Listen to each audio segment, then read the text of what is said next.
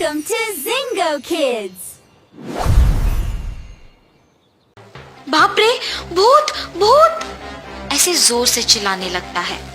तुम्हें मुझसे अब कोई नहीं बचा सकेगा। और ऐसे वो भूत उसे गांव की सरहदों पे स्थापित उसके घर ले आती। कौन हो तुम? मुझे यहाँ क्यों लाई हो? तुम्हें नहीं पता कि मैं कौन हूँ? तुम्हारे आलस ही मेरे मौत का कारण है। उस दिन मैं बीमार होने के कारण बीच रास्ते में पड़ी हुई थी और तुमने मुझे देखकर लापरवाह से मुझे वैसे ही वहां छोड़कर चले गए। अगर तुम मुझे उस दिन अस्पताल लेकर गए होते तो आज मैं जिंदा होती। मुझे नहीं पता था कि तुम मर गए। अगर मुझे पहले पता होता तो मैं तुम्हें ऐसे नहीं छोड़ता। उस दिन के लिए मैं अब बदला लूंगी। अब से हर रोज तुम मेरे लिए खाना बनाओगे और मेरे सारे काम करोगे। मैं अपने खुद के घर में ही काम नहीं करता हूँ। मेरे ही काम मेरी बीवी करती है और तुम कह रही हो कि मैं तुम्हारे सारे काम करूं? मैं नहीं करूंगा। उसकी बातें सुनकर भूत को बहुत गुस्सा आता और वो उसका गला जोर से पकड़ लेती है। अगर तुमने मेरे काम सारे ढंग से नहीं किया और मेरे लिए खाना नहीं बनाया तो तुम मेरे खाना बन जाओगे। मुझे छोड़ दो, कृपया मुझे कुछ मत करो। मैं तुम्हारा कहाँ मानूंगा। और ऐसे कहने पर वो उसे छोड़ देती है। वीरेंद्र डर के मारे उस भूत के सारे काम करता है। वीरेंद्र के माँ बाप और पत्नी सब्जी बेचकर जब घर लौटते हैं तो वीरेंद्र को वहां ना देख परेशान हो जाते हैं।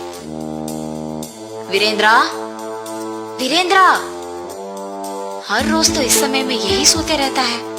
आज न जाने कहाँ गया। आप रुकिए ना ससुर जी, मैं बाहर जाके देख कर आती हूँ। सुचित्रा बाहर जाकर उसके सामने आए हर एक इंसान को उसके पति के बारे में पूछती है, लेकिन किसी को वीरेंद्र ना दिखने के कारण उसे कुछ नहीं पता चलता है और वो उसके घर निराश होकर वापस चले जाती है। ऐसे ही बहुत दिन गुजर जाते हैं।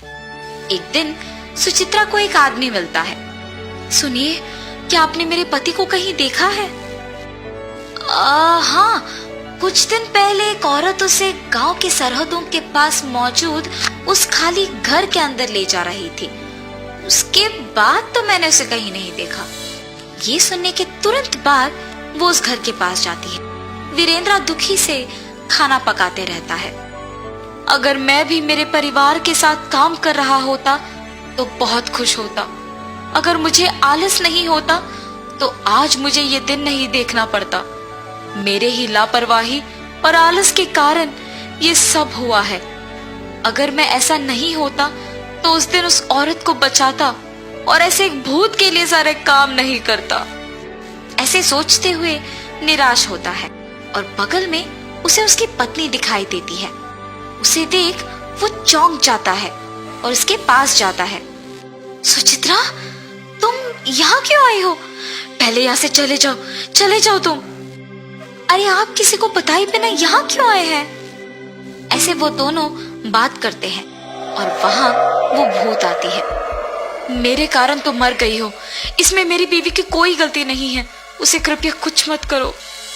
ये कह के उसके बीवी को वो जो कुछ भी हुआ बताता है और उसे वहां से जाने के लिए कहता है। मेरे पति को माफ करो।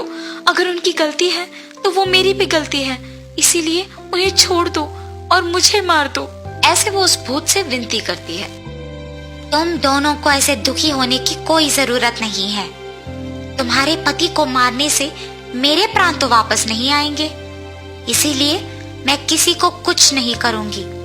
ये कह के उन दोनों को दुखी देख वीरेंद्र को माफ करके वहां से वो भूत गायब हो जाती है और तब पति पत्नी दोनों खुशी से उनके घर वापस लौटते हैं।